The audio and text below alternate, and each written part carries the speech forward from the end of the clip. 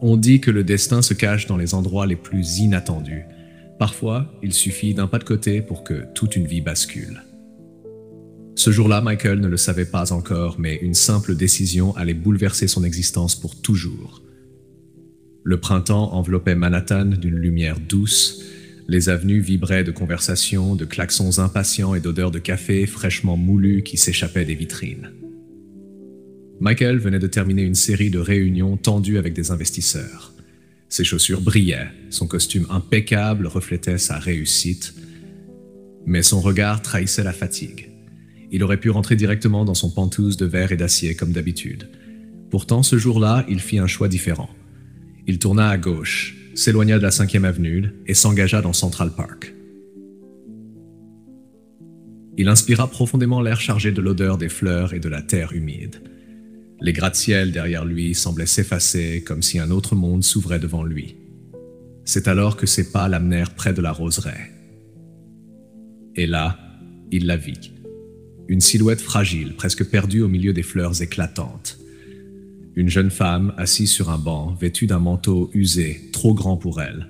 Ses cheveux bruns retombaient en mèches désordonnées, et ses doigts fins effeuillaient distraitement une rose rouge comme si elle cherchait à y lire un secret. Le vent s'engouffra soudain entre les arbres, arracha la fleur de ses mains et la fit rouler jusqu'aux pieds de Michael. Il se pencha, ramassa la rose, et ses regards se croisèrent pour la première fois. Ses yeux, d'un bleu profond, portaient des cernes sombres, mais brillaient d'une étrange lumière, un mélange d'épuisement et d'espérance indestructible. « On dirait que c'est à toi, dit-il doucement en lui tendant la fleur. « Merci, murmura-t-elle, sa voix à peine audible comme si chaque mot coûtait un effort. Michael hésita à partir, mais quelque chose le retint.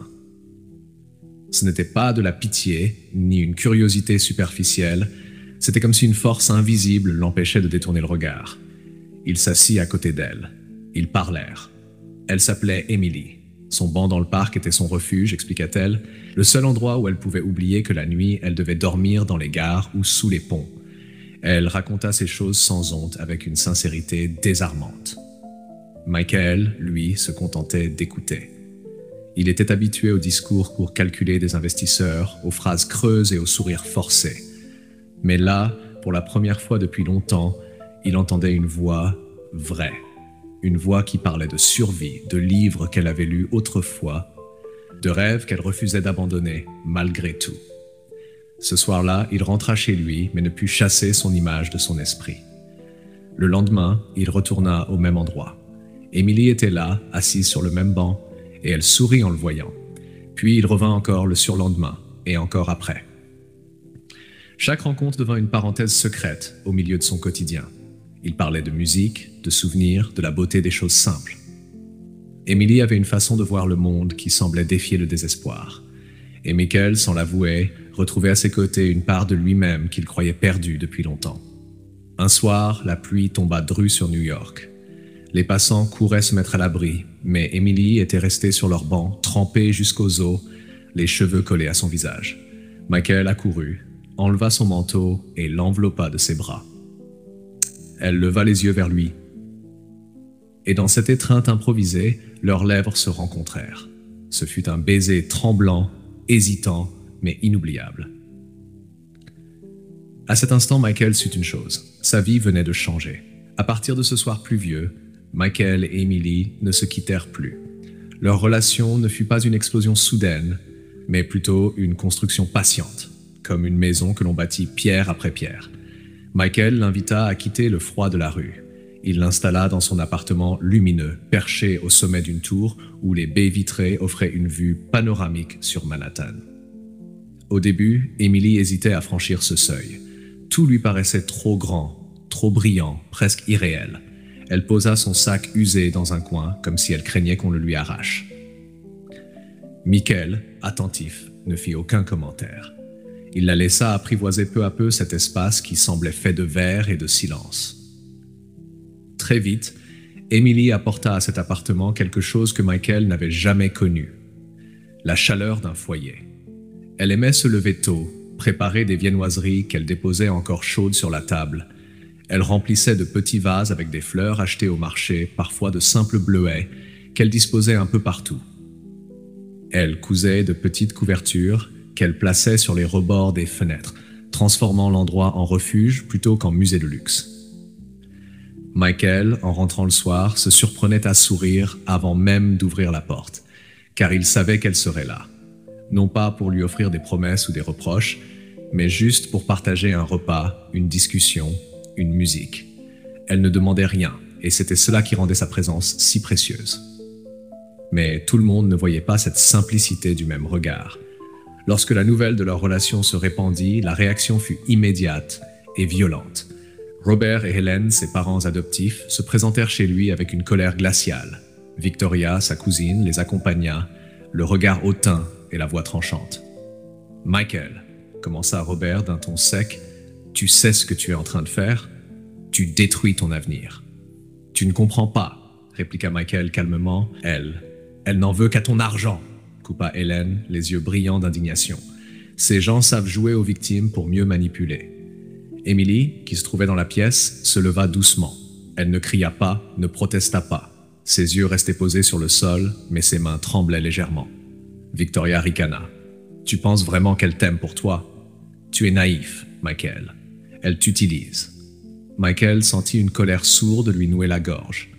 Depuis son enfance, il connaissait cette voix méprisante, ces regards qui jugeaient et condamnaient.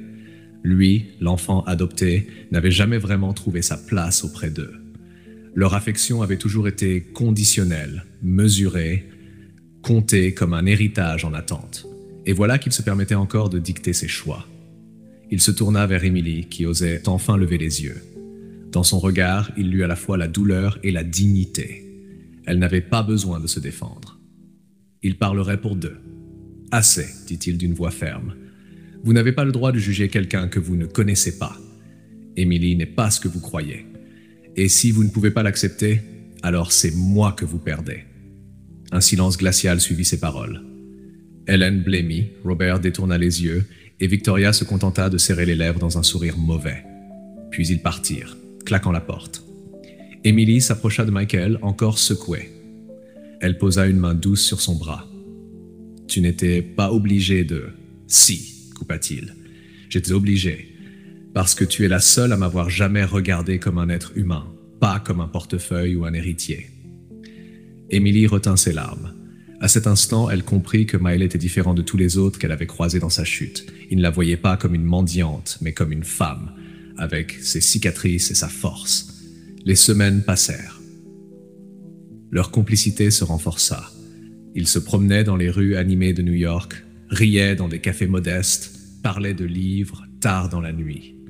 Michael lui montra les endroits où il aimait réfléchir. Emily lui parla des rêves qu'elle n'avait jamais osé confier à personne. Puis, un soir, sur le toit d'un restaurant où les lumières de la ville scintillaient comme des étoiles à portée de main, Michael sortit une petite boîte. Il s'agenouilla, ses yeux ancrés dans ceux d'Emily. « Je n'ai pas grand-chose à offrir, dit-il, mais ce que j'ai, je veux le partager avec toi. Veux-tu m'épouser » Emily le regarda longuement, ses lèvres tremblant légèrement.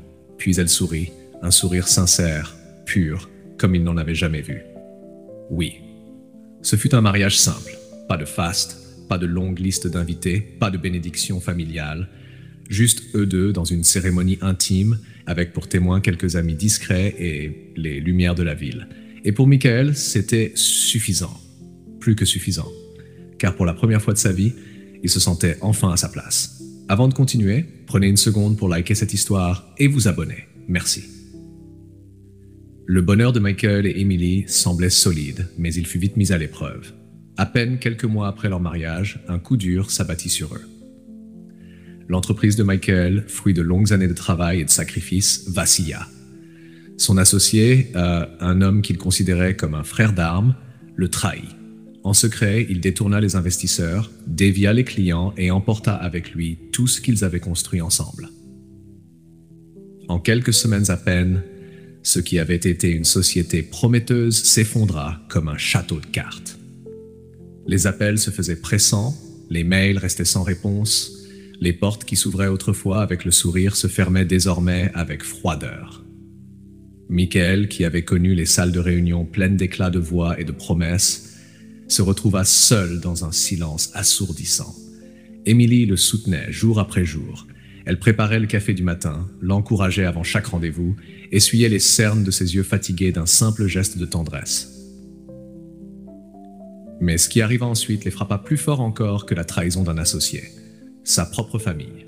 Robert, Hélène et Victoria ne vinrent pas offrir leur aide ni un mot de réconfort. Ils vinrent pour prendre. Ils pénétrèrent dans leur appartement et, sans la moindre honte, emportèrent tout ce qui pouvait être emporté. L'argenterie, les bijoux, les appareils électroménagers jusqu'au drap des lits. Quand Michael et Emily rentrèrent ce soir-là, il ne resta que des murs nus, un écho froid et un vide oppressant. Emily, debout au milieu de ce silence, se mit à pleurer. Pas des sanglots bruyants, pas une crise de désespoir. Non, des larmes silencieuses, lentes comme celles d'une femme qui a déjà trop souvent été brisée, mais qui ne veut plus crier. Michael la prit dans ses bras. Ses propres mains tremblaient, mais il savait qu'il devait rester debout pour elle. Le lendemain, ils allèrent frapper à la porte de la maison familiale. Ils espéraient encore un peu de compassion, un geste, mais à peine le seuil franchi, les mots tombèrent comme des pierres. « Nous ne te devons rien », lança Robert d'une voix glaciale. Michael ouvrit la bouche pour répondre, mais son père adoptif ajouta, implacable, « Je ne suis pas ton père, mon garçon. » Hélène détourna les yeux, incapable de soutenir son regard, et Victoria, elle, sourit avec cruauté. « Apprends donc de ta mendiante, dit-elle avec mépris. Elle sait comment demander. » Ces mots claquèrent dans l'air comme une gifle. Michael sentit le feu de la colère lui monter au visage, mais Emily serra sa main. Sa voix, douce mais ferme, brisa le silence. « Allons-y. » Ils ne sont pas notre famille. Ce fut le point de rupture. Ils partirent sans se retourner. Et dans cette marche silencieuse, côte à côte, Michael comprit que le monde qu'il croyait solide s'était écroulé. Il n'avait plus ni entreprise, ni argent, ni soutien familial. Mais il avait Emily. Et c'était tout ce qui lui restait. Quelques jours plus tard, alors qu'ils fouillaient leurs affaires pour tenter de sauver le peu qu'il leur restait, Emily eut un souvenir. Elle se précipita sur son téléphone, ses mains tremblant d'excitation et d'inquiétude. Dans un ancien dossier oublié, elle retrouva une note, un portefeuille de crypto-monnaie qu'elle n'avait pas ouvert depuis des années. Elle entra le mot de passe, hésitante, le souffle court. Quand l'écran s'illumina, ses yeux s'écarquillèrent. 3 millions de dollars. Elle resta figée, incapable d'y croire, puis un rire nerveux s'échappa de ses lèvres. Les larmes coulèrent à nouveau, mais cette fois, elle se mêlait à un sourire. « Michael, tu n'y croiras pas, murmura-t-elle. Il s'approcha, regarda l'écran et répéta incrédule. « C'est notre chance. » Ce fut ce soir-là qu'Emily osa parler de son passé, celui qu'elle avait gardé enfermé dans le silence et la honte. Elle lui raconta ses études en économie, ses années de travail à Wall Street, son avenir brillant brisé par un mariage toxique. Elle parla de Jim, son premier mari, charmant en apparence, mais destructeur dans l'ombre. Elle parla de leur enfant, ce petit garçon qu'elle n'avait pas pu sauver, de l'accident, de la perte, de la ruine, et enfin de la rue, dernier refuge pour une femme à qui tout avait été arraché. Michael l'écouta sans l'interrompre. Il posa simplement une main sur la sienne et quand elle eut terminé, il dit d'une voix grave « Ce passé, c'est ce qui t'a forgé. Et c'est avec toi, Emily, que je veux construire l'avenir. » Ils décidèrent alors de ne pas gaspiller cette chance. Avec une partie de ces fonds, ils ouvrirent une petite entreprise à eux. Rien de luxueux. Un bureau modeste, des murs blancs couverts de tableaux, une machine à café grinçante posée sur une table d'occasion. Mais dans ce lieu flottait quelque chose de précieux, l'espoir. Michael se concentra sur l'architecture des produits, Emily sur la stratégie et la vision. Leur journée était longue, parfois épuisante, mais jamais stérile. Peu à peu, les clients arrivèrent. Hôteliers cherchant à réduire leurs coûts d'énergie, sociétés logistiques en quête de solutions claires et honnêtes, tous furent séduits par leur sérieux et leur intégrité.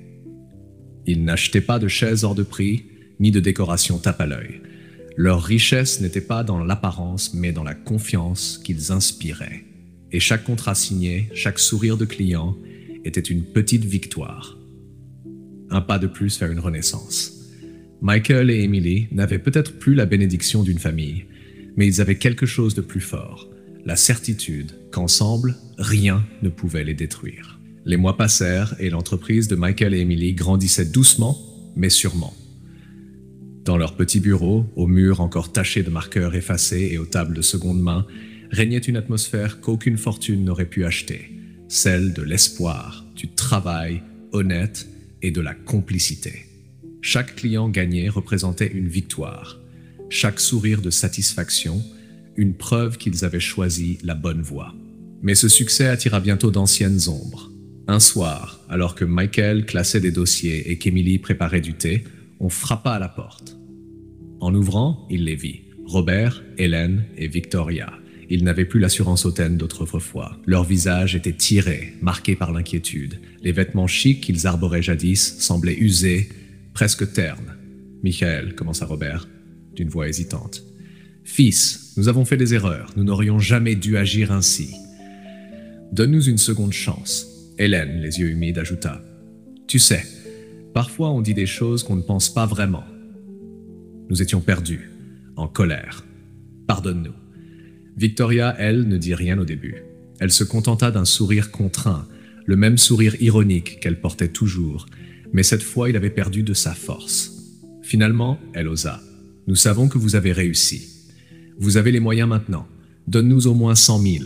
Ça ne changera rien pour vous, mais pour nous. » Emily, qui était restée en retrait, observait la scène sans prononcer un mot. Ses mains étaient croisées sur sa poitrine, son regard fixé sur eux avec une dignité froide. Michael, lui, resta silencieux quelques secondes. Il regarda ces visages qui, autrefois, lui avaient fait sentir qu'ils n'étaient pas vraiment des leurs, ces visages qu'il avait humiliés, méprisés, rejetés au moment où il avait le plus eu besoin d'eux. Il inspira profondément et sa voix résonna avec une force nouvelle. « Vous avez raison sur une chose, j'ai réussi. Mais pas comme vous l'imaginez. Je n'ai pas réussi grâce à votre soutien, ni à vos conseils, ni à votre argent. J'ai réussi parce qu'une femme que vous avez méprisée a cru en moi quand vous m'avez abandonné. Vous m'avez appelé votre fils quand ça vous convenait.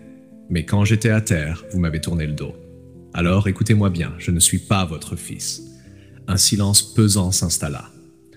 Robert pâlit, Hélène détourna les yeux, et Victoria perdit son sourire.